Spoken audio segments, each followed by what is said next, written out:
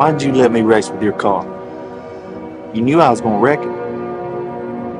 Why not? Because there's a lot of money. I have money. It's trust and character I need around me. And who you choose to be around you, let you know who you are. Look at all those people down there. They follow the rules for what? They're letting fear lead them. What happens if they don't? Life's simple. You make choices and you don't look back. There's a moment when every boy realizes no one's coming to save him. And that's when he becomes a man. And some boys never get there and stay children forever. It's so easy to be great nowadays, my friend, because most people are weak. Most people don't want to go to that extra mile. Most people don't want to find that extra because it sucks.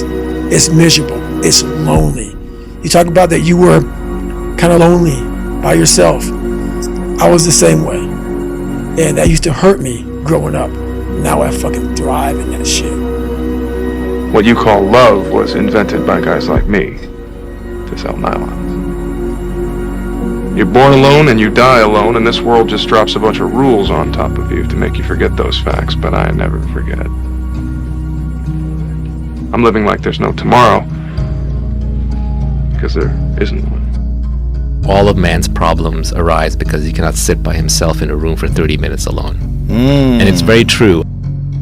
You know, if you're going to create anything of value in this life, even if it's with other people, you're going to have to be willing to be on your own for a bit, to forage on your own, to take walks alone, and then return to people, to your tribe, so to speak, and share with them what you've learned, or maybe even just show up with whatever energy shift has occurred while you were off.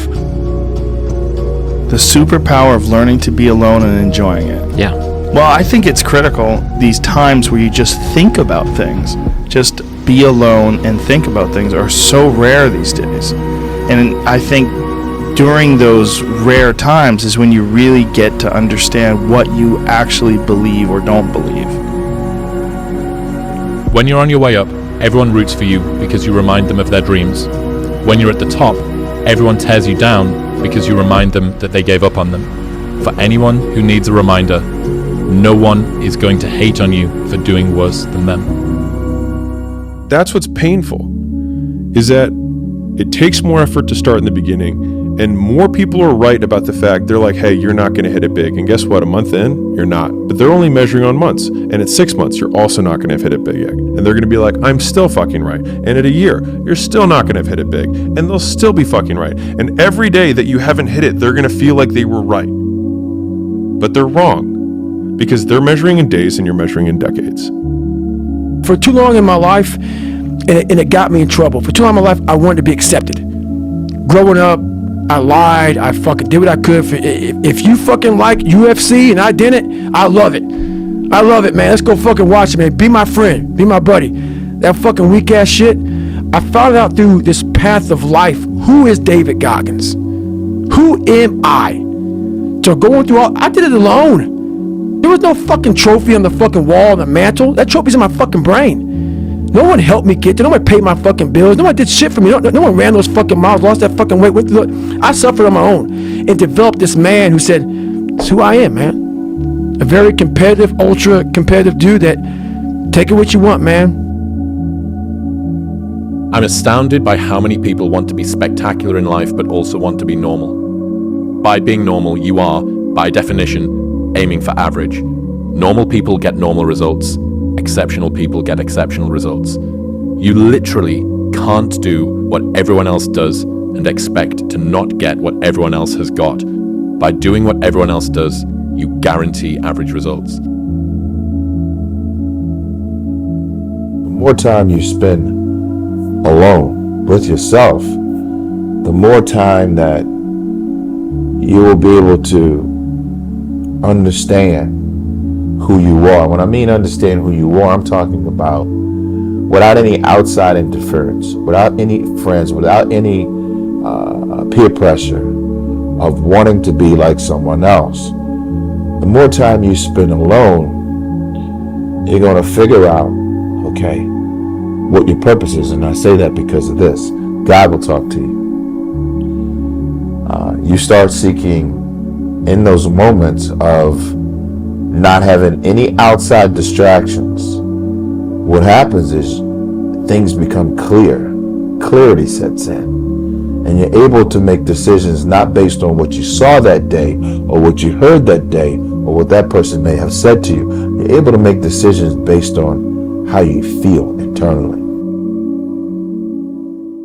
Every single person who wants to do something with their life and has done something with their life has gone through the exact chapter that you're going through. And it's the lonely chapter. It's the chapter where you don't fit in with your own friends, but you don't have the outcomes yet to fit into a new group of friends. And you're doing this thing, you're consuming content on the internet, you're doing these free tutorials online to try and figure out how to set up a podcast and where do I host this thing? And then you're going through this and you're like, is this even worth it? Because you have no signs of success, right? But if there's anything that you can take away from what we're saying right now, is that the sign of success is the hate that you get along the way.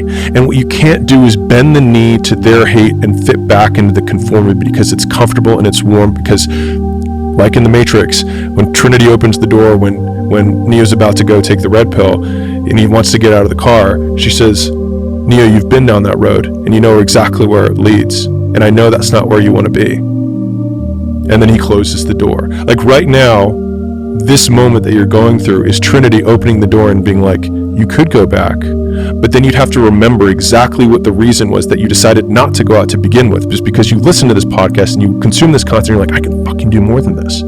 Like, because you are starting to live in some of that, how where you look in the mirror and you're like, I can do more. And you start to see the person that you could be. Obviously, no one is sitting next to me. No one's behind me. The only thing I got is this light here. If I close this, it's off. If I open this, it's on.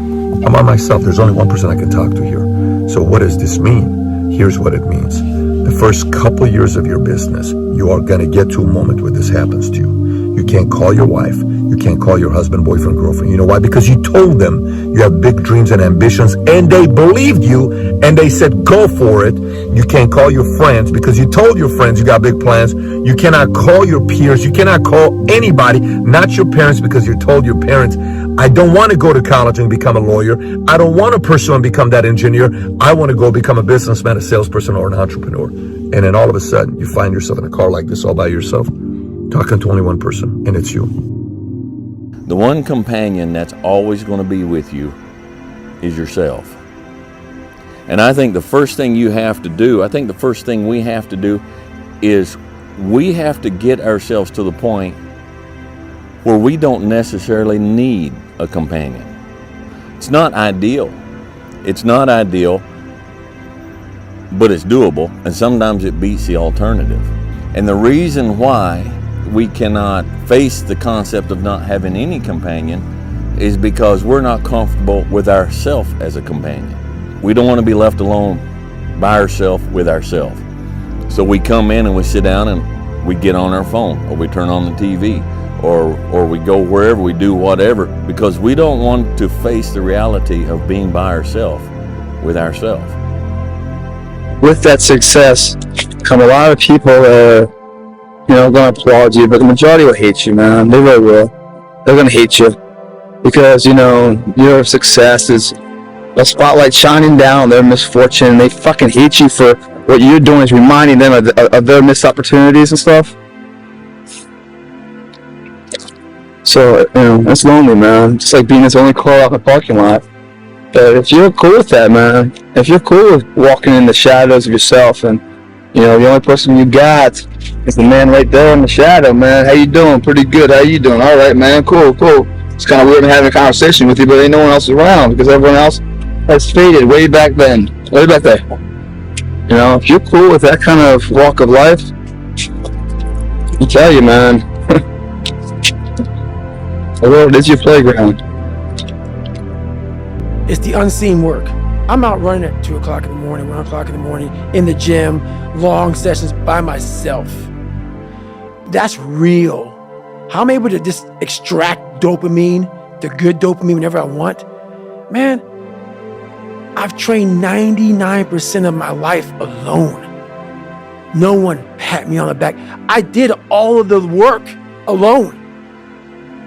And while I'm still hard on myself, I know what I did.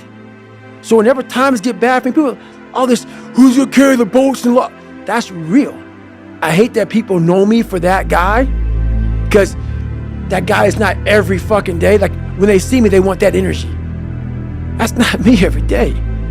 I can extract it immediately when I need to, because when you train alone, and I lived alone for so many years in this misery, and you're able to get out of it by yourself, I can take myself to such a level of real passion and purpose. And like, the feeling I get is something I can't even explain by myself. I don't need anyone. That's why people come to me to motivate them. No one can motivate me. It's time to stay focused. It's time to decide, fuck clubs, fuck partying, fuck trying to fit in and socialize. You still got work to do. Stay on that basketball court. Stay on that football field. Fuck all the homies texting and calling and trying to make you feel bad about being so focused. It's grind season, homie. It's not about today. It's about the future. You do the work now. Do the work now, and all of the shit that you could ever want to do for your family, your kids, your loved ones, it's all going to be on a whole nother stratosphere. Why are you so antisocial? Because I'm trying to get it. Why are you staying on the basketball court so much? Because I'm trying to get it. Why are you out there practicing in the hot sun when ain't nobody else out there? Because I'm trying to get it. Why are you not clubbing? Like every time I text you and invite you to go do something fun and cool, you always studying? Because I'm trying to get it. Let me tell you something, homie. These women ain't going nowhere. These clubs, these parties, all this shit ain't going nowhere. When I was sleeping on the gym floor, right? Like, you know, I was the underdog, and everyone, you know, my clients were all like, "Oh, good for you. You know, you're going after your dream." They'd see my blanket and my pillow in the corner of the gym, and they knew I was sleeping there, and it was evident. You know, I lived there. I didn't have a shower. I didn't have a shower to go to the YMCA. I had to go shower. And that everybody was like pro me, and then people would come in, they sign up like, I'm gonna support you, right? And then within 9 months, I had hired people and I had a manager, and I pulled up, and I remember I walked in the lobby, and all the same people were like, "Oh, boss man's here. Oh, you're not too good for us now, right?" And I remember being so jarred by the experience, and I was like, "You guys rooted for me," and I was like, "And now I did what you said you were rooting for me to do." And that was when I realized that people want you to do well, but not better than them. That's the thing about being alone. It's not that you feel like you don't have anybody. It's like you feel like nobody has you. And man, and I know, when especially when we're young, that's so, we can't even put it into words, but we can feel that. And I remember a lot as a child feeling that way. You know, just feeling like nobody has me. Nobody has me. The biggest thing you have to do is shut off technology. You have to go dark. And what I mean by that is you have to be quiet in your mind. Get away from people. We love being around people. We love talking. We love parties. We love all that shit. It's okay to be alone. It's also okay to be unhappy. It's okay to be unhappy sometimes, man. It's okay to say, you know what, man, I'm fucked up. So you gotta go to the truth first. Who are you?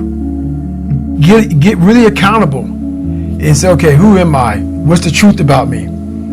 Get to that dark place in your mind. Figure out, it may take months, it may take years. Figure out your purpose. Figure out what you want to be in life. And then from there, okay, I have my purpose. It may take a long time. No one knows their purpose because it's too loud. Find your purpose. From there, all right, you gotta start planning. People love the planning phase because it's very comfortable. Then from the planning phase, you gotta go to execution. So the execution phase, what we all hate, because that's where the real work begins, and that's when the failure happens, and the failure. But you know, that's kind of how you have to do it.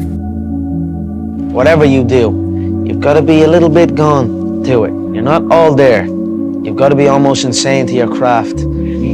Not a lot of people can understand that. That's why I don't know about nothing else. I do not pay attention to nothing else. There was games of football on yesterday, there was rugby, there was this, there was that. And like normal society is like, let's talk about this and let's engage in this. And I can't do it. People are talking to me and in my head I'm counting something. I'm counting up a number, or I'm knee deep in a sequence on the mat or on the feet. That's my life, sequences and numbers, nothing else. I cannot pay attention to nothing else. I promise you guys, success is the loneliest road out there. It's you and your shadow at the end, because it's too fucking hard. People don't want to be around you because you cause them to have brainstorming on their failures and shortcomings and how they could have been like you, but they failed. And then if you're a nice guy, they hate you even more because you're successful and nice, and then they hate themselves for hating you. But they're just hating how they ran their life because they sold their soul early in life. Your biggest enemy is you. My whole book is about you battling yourself. People don't understand it's you against you. The only person that gets in your way is you. Nobody else. Like the amount of times when I was on my lonely path where I was too different from the friends that I had, but not successful enough to be friends with the people that I wanted to be friends with. That's when you want people to root for you. That's when you want people to support you. Once you've already won, people are like, he's amazing, he's so good. But like, that's the time when you need it the least. And so you always have to be the person who roots for you before everybody else does. But we don't take a second to realize the purpose is always there. The purpose never leaves us because the very purpose is you. You are always the purpose. There may be another purpose, like being a SEAL or going to college or whatever, but the main purpose in life is you. So if you wake up in the morning and you don't want to do something, you don't care enough about yourself. And that's what you need to really research is, man, why am I not doing this for myself? Because that is the number one purpose in life, is to better oneself. Oh, you know the truth. You know the truth. You know the darkness of the fucking dungeons and the fucking demons that fly. You know, and then from there, it's like, oh, okay, you were there. You know this. There was no one there to pick up the rucksack, to pick up the boat, to pick up the log, to go in there. It was you. It was you. There was no pat on the fucking back at 300, at 275, at 250, at 220. No, that was you. So those things that come out of me, that extract from me in the darkness, people are looking for that pat on the back. Where is it? Oh, I don't need it. Because what I've done is in the fucking unseen work, I built Frankenstein. So whenever shit gets nasty, David Goggins goes, we had nobody anyway, motherfucker. There was no fucking team. It was you. There was no weight loss program or mom and dad waking you up saying you can do it, you can be better, trying to build belief. You built belief when you had nothing. People struggle to do things alone. And the path of the exceptional person is one of an exception, which means that you are not with other people. And rather than fighting that or bemoaning it, see it as an indicator that you're on the right path. Because if everyone else were cheering you on, then it means you're not in the right place, because it means you're just like everyone else, and that's not where you want to be. The one thing that made me who I am today is being vulnerable.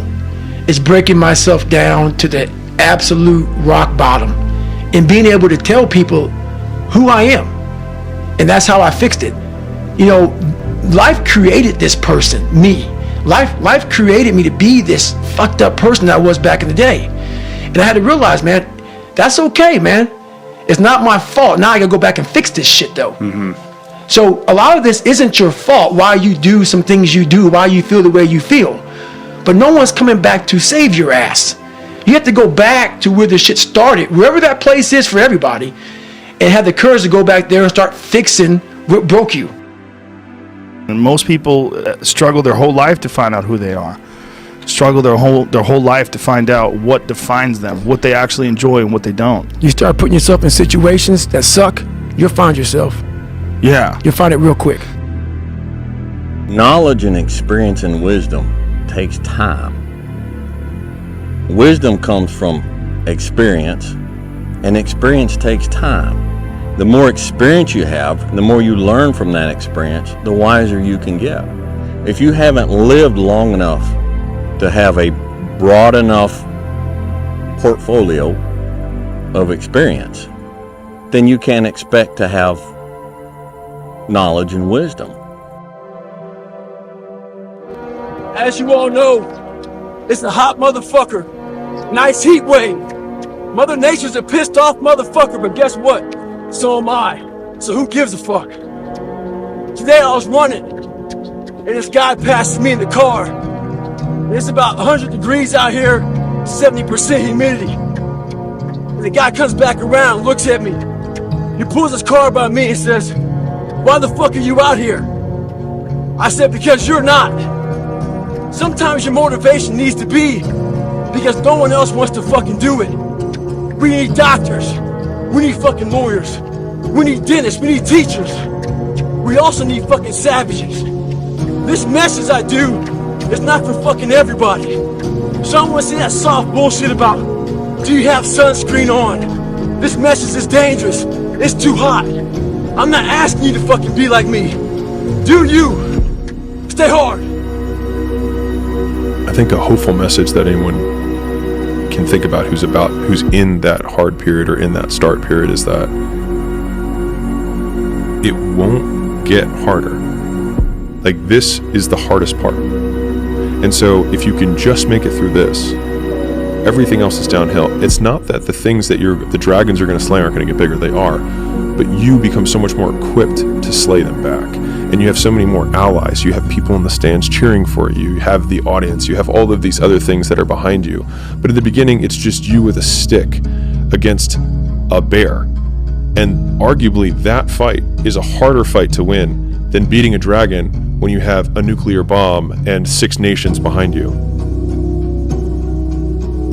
Get a lot of questions constantly about how do I get to this certain level, okay? It takes time. Acorn takes time to turn into an oak tree. So you can't expect to play in an orchestra when you don't have that experience. So time brings wisdom, knowledge. You have to be willing to spend time alone to discover your purpose and to understand the process of becoming into who you are. 90% of your life will suck. 10% will be fucking happy. You may be a lucky guy and have a lot of fucking money, have a great ass woman, all this shit. Trust me, one-on-one with that fucking guy, he's missing something. His life still sucks because he hasn't faced something that bothered him his whole fucking life. It takes a lot of patience, a lot of time, and a lot of pitfalls, a lot of plateaus. You're gonna hit so many fucking plateaus. If you don't know how to get around that plateau, it's not gonna happen fast. Yeah, everybody wants the hack. Yeah, everybody wants the hack. There is no hack, man. There's no hack. What do you think is the biggest stumbling block that most people face with this kind of journey? Honestly, is they have the woe is me mentality. It's too hard. Life isn't fair. These things in life are not easy for me. You look to your left and you look to your right and you start to judge yourself off other people. Like, if you're a female, well, she's skinny and she doesn't work out as hard as I do, and everything starts to corrupt your mind. You start to look around too much at other people and what they're doing, and that starts to corrupt your own dialogue. We are judging ourselves against too many fucking people. You have to judge yourself against yourself. And that's the one thing I started learning, man. This isn't a race against me and Rich Roll. This is a race against David Goggins and David Goggins alone. And once you can silence all that bullshit, all the outside interference and things that are attracting your mind to everything, you can then start to grow and realizing, I'm stressed out for no reason. This is my own little race. This is my own timeline, and this is how I'm going to run it. How important, actually, is. Time alone makes you see, first of all, who God is. Second of all, it lets you see who you are. And the third thing, it lets you see what will fit you, what will fit in your life. You need time alone to discover these things. And some people fight being alone. They fight being alone. They fight being single. They don't enjoy it. They just anything, just invite anybody over. You invite people over you don't even like. Just come on over, girl, come on over. Let's just hang out, because you're afraid of being alone and you're avoid of thinking. And they think the whole life you think, oh, I'll just keep judging and keeping people at a distance. But guess what? There's this thing in the distance making you think, oh, that you win somehow, that I win somehow by doing that. But then I get to the end of my life and I'll realize, you know what? I didn't win anything by doing that. That was a trick. And the only thing I won was being alone, or being less connected to others, you know? How many times has God showed you something in your imagination that you thought was so wonderful? And then you took it in there to your family and your friends and you shared it with them and they shot it down. You know why they shot it down? Because they couldn't see it. You know why they didn't see it? Because God ain't show it to them. He showed it to you. God put it in your imagination. He don't put it in other people's imagination. Stop telling your visions to other people, because they're not going to see it. Why you think you keep imagining opening a business? Why you keep imagining graduating, getting a better job? Why do you keep imagining buying a house? Why do you keep imagining driving a really nice car? Why do you keep imagining getting rich one day? Why do you keep imagining that? Because God is talking to you. You know, I want to be able to be as loving as I can, and I know that sometimes I have to examine relationships in my life to see where I have hang-ups. I think it's just giving yourself permission to suck. It's giving yourself permission to be unhappy. It's giving yourself permission to not achieve while you do for a long period of time. It's giving yourself permission to lose friends. It's giving yourself permission to do things that's different than people in your social circle or your age group are doing. It's giving you permission, giving yourself permission to be an exception so that you can become exceptional. There's a huge sacrifice that people don't think about. You know, most people think, oh, I'm going to start a company, 2 months later it's going to be worth $1 billion and I'm going to make a fortune. That is actually not what happens to 99% of people. 8 out of 10 fail. They have to do it 3 times. They spend a decade before they get their hit, or they work at one company for 15 years and they finally get an exit. It's more like that, and the personal sacrifice is huge. There is no soccer game on Saturday. There's no Sunday dinner with the family. You're working because some guy in China or in India or some woman out there is kicking your ass, because we're in a global competition now. And so I don't care what your business is, men, women, you have to understand that you're going into a huge lifestyle change. And I tell people it's not for everybody. Don't do it if you don't have the stamina to get kicked around and driven into the ground and get up and do it again and beaten up by people that tell you, this is not kumbaya stuff, this is hardcore stuff.